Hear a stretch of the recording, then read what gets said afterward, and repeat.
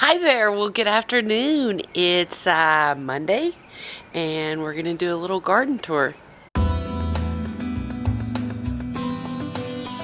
Well, welcome back. So we've got a little bit of new growth going on in the garden today. So we're going to take a quick tour. And then the last thing that we're going to do is we're going to have a little lesson on how I plant okra. Because last year I had a great success with okra. And I've got a special tip on what I feel like gave me a lot of success with the okra. So I'm going to share that with you, as well as get some okra actually planted into the ground. We'll start over here with the tomatoes. And I think that they're doing really good after the transplant that they had just about 2 weeks ago. All of them are getting a lot taller. This one right here had two, and today I finally got rid of one. This red cherry is a little squat. It's probably the only one that's not as tall as the rest of them, but all the tomatoes are doing great. And now we'll move over to the squashes, and this watermelon is just looking awesome. I'm so happy to see that extra set of true leaves come in on both of them. These squashes are all just looking great, and really getting some good growth going on them. This collard green and its pear over there actually went to flower last week, and that's new for me because last year I had a collard go all the way through the heat of the summer. So I did go ahead and harvest the rest of those two plants, and sent them over to the girl's grandmother. And over here, the radishes that we have planted here for some reason are not maybe getting enough sun, but they're not just doing as well as the other beds. And I've been picking at some of these spinaches, so they're starting to come back a little bit. This spaghetti squash here is doing well, and those mustard greens over there are really getting a good size. So they're loving the change of sun that's going on in this bed. We've got a couple of more squash over here that are doing really well. And there's that other collard that's about to go to flower. And this broccoli is almost completed its cycle of flowers, so it's going to start forming all the seeds. This strawberry is actually getting some strawberries that are getting bigger. I really thought these were just going to be weird little runts, so I'm going to have to get something over here to cover these, because you can see that one's starting to get a little bit of pink on it. So we definitely don't want to lose any of those to the birds, because that's what's always happened to us in the past. So we might get a couple of strawberries there for my dear husband. And this squash is looking okay. I did stick some random cilantro in different buckets. And the celery is just continuing to be super happy and get lots of new growth going. This bed is just such a beauty with all of its beautiful flowers coming in. The cilantro's bloomed so nicely. And there's a beautiful bouquet of dill coming along there. And look at that beautiful red romaine. Getting all of its flowers coming through. And I just can't tell you how excited I am about these garlic. I mean, look how tall those are. Look how happy and healthy they are. And in the middle, you know, we've got our lone strawberry plant, and throughout here we've also got a couple of radishes. Flower bed is probably one of the happiest places in the yard, and we're just so glad that we got these all in. And this is some type of cilantro variety. It doesn't smell like cilantro, but you see how it's bolting right up like the cilantro. I'm learning to try and go in here and harvest these calendula a little faster, and the more I harvest, the more come in. Over here, I don't know how well you can see, but this is one that is actually kind of gone to seed, and I'm just letting the seeds fill in there, and we'll collect those soon and see what that's like. Loving all the calendula. Now, over here in this bed, now I have to tell you on a side note here, I totally failed with this broccoli, because even though it's drying out nicely here on the fence, the more I read about it, I should have let this completely die off and dry still in the ground. So my husband wants to still see what happens with them, but I just don't. That's, you know, almost a year waiting for something to come up from maybe a bunk seed. So I really don't know about that. But I came in and thinned out a bunch of the radishes, so now they're starting to get their second set of leaves. All the squashes that we planted over here are doing just fine. And look at this cauliflower. It's like its flowers are actually coming in looking like they're going to be purple, and it's just so lovely to see what that's going to look like. So see all those? So yeah, all the fun little radishes look happy, and all the squashes, so this is just a good view of all the little action that's going on in there. I don't think I've pointed out to you, but this is a lettuce that there's more of them over in the salad bed, but this one must be a dropped seed that got landed over here. Now, in our little boxes, we've got lots of cosmos coming in, and these are supposed to be some kind of sunflower, but now I'm starting to think maybe I threw a bunch of calendula in here, and I don't remember it.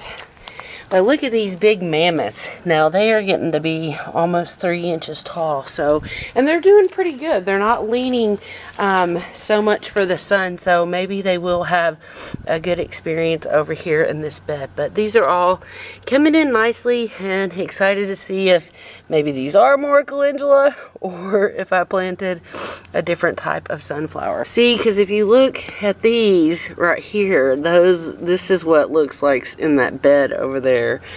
So that's why I think that it could be a bunch more calendula. Over the weekend, we just saw this thing start to really explode. So now it's covered in lots of nasturtium blossoms and everyday new parts of the borage blooms. And look at, can you see how big the stalk is on that borage? I mean, it's a good 2 inches around. This is where we wrote my husband's name in radishes, so I've still got to come thin those out. And we got a heavy seeding of green leaf lettuce, so we're gonna have to thin that a lot. And my tomatillas are not doing well at all, so I'm gonna have to do a big research experiment to figure out what's going on with that. But the spinach is coming in nice.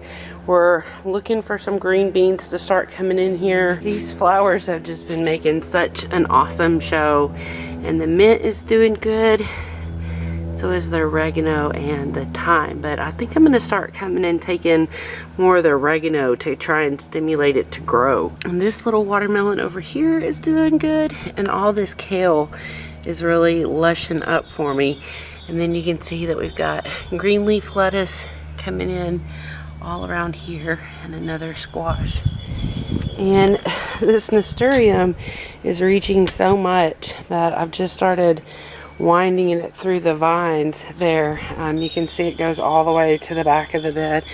Down here, there's awesome red blooms of the nasturtium. So I'm so super excited about this. I mean, you have to remember that this is like Dale and Maisie dumping one handful of edible flowers right here, and over the course of the fall and the spring, we have this explosion of all these amazing edible flowers, and we've tasted all of them, and they're pretty interesting. The nasturtiums have, as soon as you bite into them, they have a really sweet taste, and then it turns into like a radish flavor. And the borage flowers taste a little bit like cucumber, and the bees just love them. So now we're gonna head over here, and I'm gonna show you my map of my garden, and then I'm gonna get my okra seeds out, and we're gonna plant at least one plant together, and then I'll put the rest in myself. So come on over. These are also the rest of the seedlings, and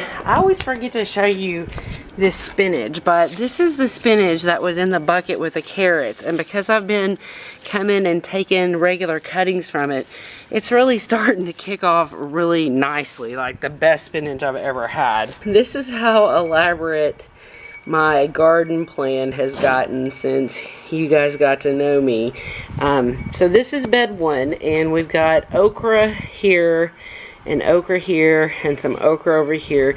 Anything that's still in pencil still needs to be put in, like those black-eyed peas right there. I've actually still got to order those. But so we're gonna get some okra in today, and I'm gonna tell you a little bit about how I get my okra success. So the first year I planted okra, it grew about that tall and made one flower and one tiny little okra, and that was it. So I did a lot of research, and the next year the best tip I found was to take your okra seeds and freeze them in an ice tray. So I've got a couple of ice trays that are just dedicated for soaking seeds in the garden. So yesterday I had on my calendar to take 6 seeds and freeze them so that I could plant them in the garden today, because April is the time to start planting your okra in Arizona or Zone 9, Zone B. So I just dropped the seeds in the tray. I filled them up with some water from a bucket that I keep kind of bubbling and aerated, and I put it in the freezer, and so now we're going to pop it into the garden. So there's a couple of things that go on with this. First of all, the okra seed is kind of going through a strategization, just like it feels like it's overcoming winter, and also the second thing that happens is it's keeping a lot of moisture around that seed for a longer period of time than it would be if you just put the seed in the ground and watered it. So it slowly melts in the seed, and this is what we believe was the key to our huge success with okra. And we love growing okra here in Arizona because okra loves sunshine. So this is something that's going to make you feel really good in the heat of the summer when it seems like everything else in your garden's dying. So we're going to plant one together real quick. Okay, so I just got a hole dug, and I'm just going to pop one of these cubes out of here. And you can see it's a little dirty because I didn't clean out the tray, but there's the seed right there in the cube. So I'm just going to put the whole cube inside the soil and cover it up. Boom, as easy as that. So that's the hot tip of the day, is the best way to get the best success out of your okra is to freeze your seeds overnight at least, and then pop the entire ice cube into your garden. Well, I want to thank you so much for joining in with us for another tour of our garden and our tip on okra planting, and I hope you have the best day ever.